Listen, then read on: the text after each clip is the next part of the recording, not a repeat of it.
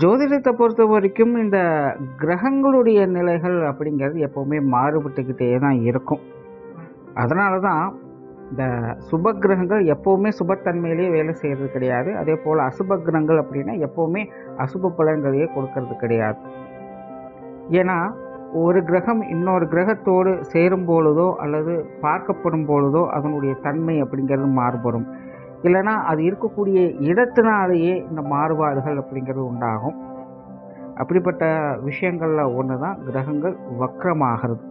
இந்த வக்ர கிரகங்களுடைய நிலைகள் அப்படிங்கிறது எப்போவுமே ரொம்பவுமே நுணுக்கமாக செயல்படக்கூடியது. இது நார்மலாக கிரக பலன்கள் எடுக்கிற மாதிரி எடுக்கவே முடியாது. ஃப்ராக்ஷன் ஆஃப் செகண்டில் ஒரு விஷயம் நடந்துட்டு போயிடும். கண்ணு மூடி கண்ணு திறக்கிறதுக்குள்ளே நம்மளை அறியாமலே ஒரு விஷயத்த செஞ்சுடுவோம், அல்லது நமக்கு தெரியாமலே நம்ம எதிர்பார்க்காமலே நமக்கு ஒரு விஷயம் நடந்துடும். அது நல்லதாகவும் இருக்கலாம், கெட்டதாகவும் இருக்கலாம். அது அந்த கிரகங்களுடைய இருக்கக்கூடிய தன்மையை பொறுத்து அமையும். ஆனால் இந்த எதிர்பாராததை எதிர்பாருங்கள் அப்படிங்கிற மாதிரி சில விஷயங்கள் நம்மளுடைய வாழ்க்கையில் நடக்கும். நடந்துட்டு அது போயிடும். அது ஏன் வந்ததுன்னு தெரியாது, எப்படி வந்ததுன்னு தெரியாது, எப்படி போகுது அப்படின்னும் தெரியாது. ஸோ இந்த மாதிரியான விஷயங்களுக்கெல்லாம் முக்கிய காரணமாக இருக்கிறது இந்த வக்ர கிரகங்கள் தான். ஸோ இந்த ஒரு விஷயம் புரியாததுனால இந்த வக்ர கிரக அமைப்புகளை பற்றி பெருசாக யாரும் கண்டுக்க மாட்டாங்க. ஜோதிடத்தை கற்றுக்கணும்னு நினைக்கிறவங்களுக்கு கூட ஆரம்ப காலகட்டங்களில் இது புரியவே புரியாது. போக போக தான் இந்த விஷயங்களை அவங்க தெரிஞ்சுப்பாங்க. அதுவும் அனுபவத்தின் மூலமாக தான் அதை புரிஞ்சிக்கவே முடியும். ஸோ சுருக்கமாக சொல்லணும்னா, ஒருத்தருடைய வாழ்க்கையில் திடீர்னு எதையுமே எதிர்பார்க்காம நடக்கக்கூடிய திடீர் யோகம் அல்லது திடீர் சோகம் தான் இந்த வக்ர கிரக அமைப்புகள். ஸோ அப்படி இந்த 2026 ஜூலை மாதத்துலேருந்து நவம்பர் மாதம் வரைக்கும் சனியானவர் வக்ரகதியில் செயல்பட போகிறாங்க. அந்த சனியானவர் இந்த காலகட்டங்களில் மீன ராசியிலே வக்ரகதியில் சஞ்சாரம் செய்வாங்க. சனிக்கு குருவனுடைய பார்வை என்பதும் இருக்குது. அது போக மாத கிரகங்களுடைய பார்வை அப்படிங்கிறதும் இந்த 5 மாதத்துக்குள்ளே வந்து போகும். ஸோ இந்த அமைப்பானது உங்களுடைய ராசி மற்றும் லக்னத்திற்கு ரெண்டுக்குமே பொருந்தும். இது எப்படி வேலை செய்யும் அப்படிங்கிறத பற்றி தான் பார்க்க போகிறோம்.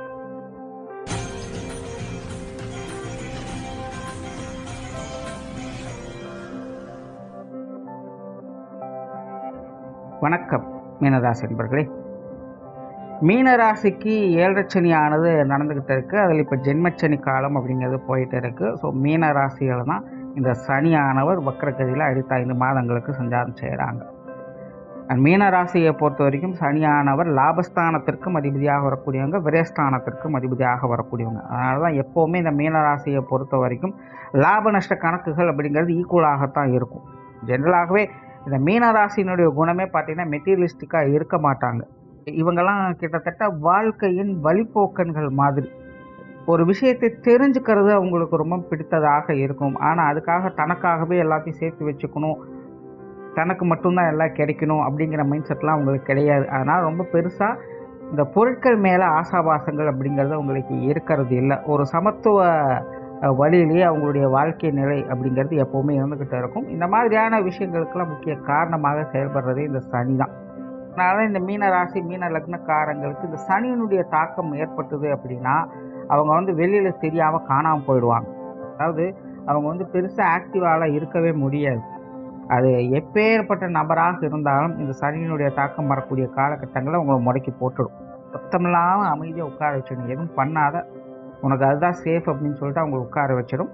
ஸோ கிட்டத்தட்ட இந்த மீனராசியினுடைய நிலைமை எல்லாமே அப்படித்தான் இருக்கும். பட் இன்றைக்கி எல்லாருடைய வாழ்க்கையும் பொதுவான நிலையில் ஒரே மாதிரி எல்லாத்தையும் பார்க்கறதுனால எனக்கும் அவங்கள மாதிரியே இது வேணும் அது வேணும் அப்படின்னு சொல்லிட்டு எல்லாம் நகர்ந்து போய்கிட்டு இருக்கும்.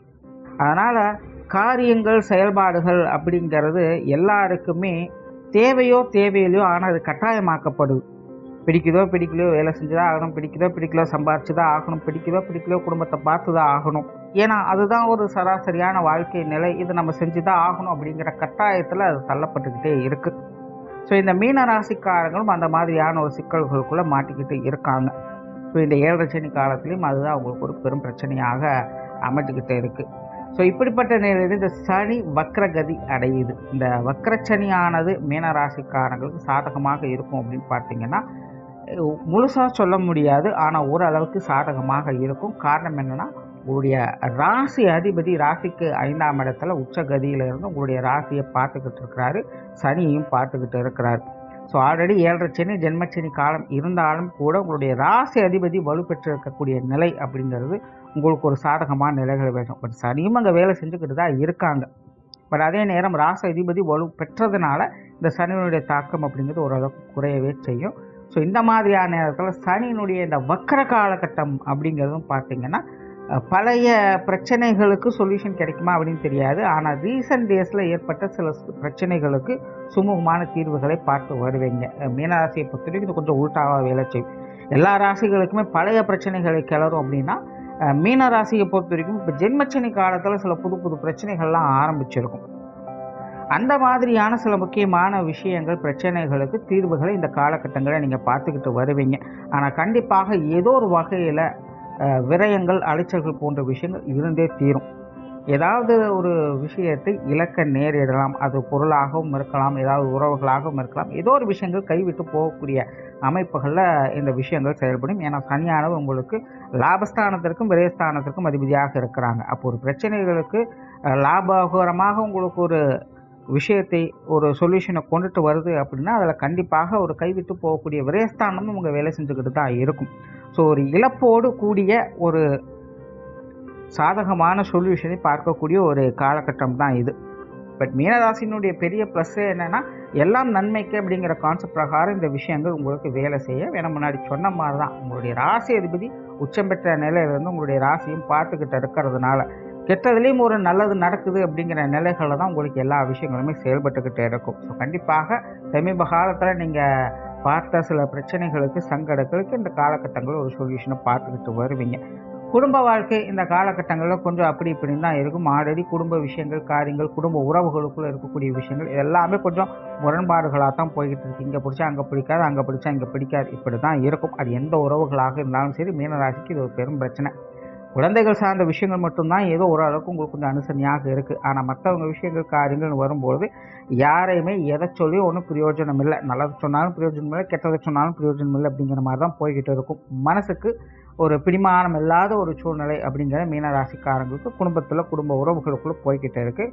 ஸோ இந்த வக்கரச்சனி காலகட்டங்களில் இந்த விஷயங்கள்லாம் கொஞ்சம் அடங்கி இருக்கும். அதாவது மீண்டும் வளராமல் வந்த வரைக்கும் போதும் அப்படிங்கிற மாதிரி கொஞ்சம் எல்லாம் அடங்கி அமைதியாக இருக்கும் அப்படின்னு சொல்லலாம்.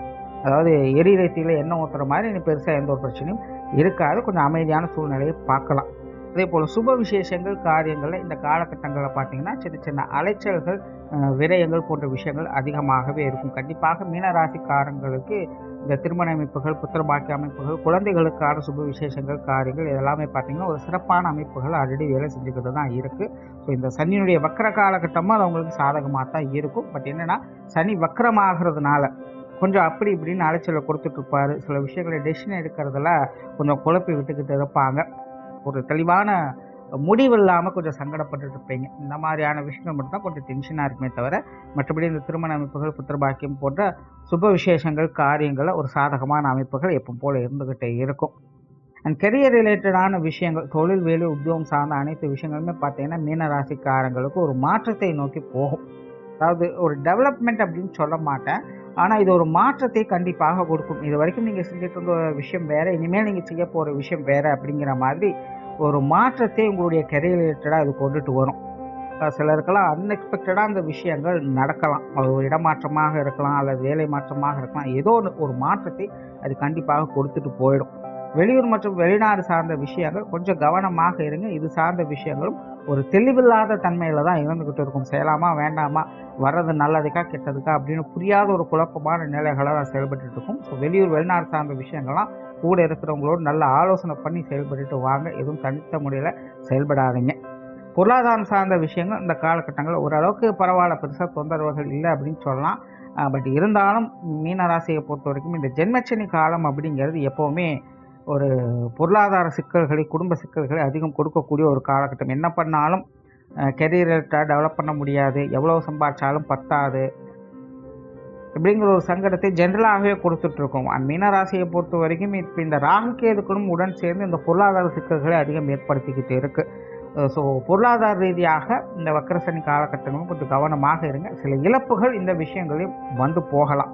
பட் மீனராசியை பொறுத்த வரைக்கும் நான் சொல்லக்கூடிய விஷயங்கள் அது இழப்புகளாகவே இருந்தாலும் விரயங்களாகவே இருந்தாலும் எல்லாம் நன்மைக்கு அப்படிங்கிற வகையில் தான் அந்த விஷயங்கள் செயல்படும். மேற்கொண்டு இன்னும் நிம்மதியாக ஒரு வேலையை பார்க்கலாம் அப்படின்னு ஒரு விஷயங்கள் நோக்கி நகரக்கூடிய ஒரு வாய்ப்புகளை இது கொண்டு வந்து கொடுக்கும். ஸோ அதனால் இந்த மாதிரியான விஷயங்களை நீங்கள் கொஞ்சம் ரிஸ்காக இருந்தாலும் யதார்த்தமாக எடுத்துக்கிறது உங்களுக்கு நல்லது. ஸோ ஓவராலாக இந்த சனியினுடைய வக்கர காலகட்டம் மீனராசியை பொறுத்த வரைக்கும் பார்ப்பதற்கு வழக்கமான யதார்த்தமான வாழ்க்கை போல இருந்தாலும் கூட சில மாற்றங்களை கண்டிப்பாக உங்களுடைய வாழ்க்கையில் அது ஏற்படுத்தியே தீரும். ஸோ சூழ்நிலை சந்தர்ப்பங்களை கொஞ்சம் புரிந்து அனுசரித்து வாங்க. நன்றி, வணக்கம், வாழ்க வளமுடன்.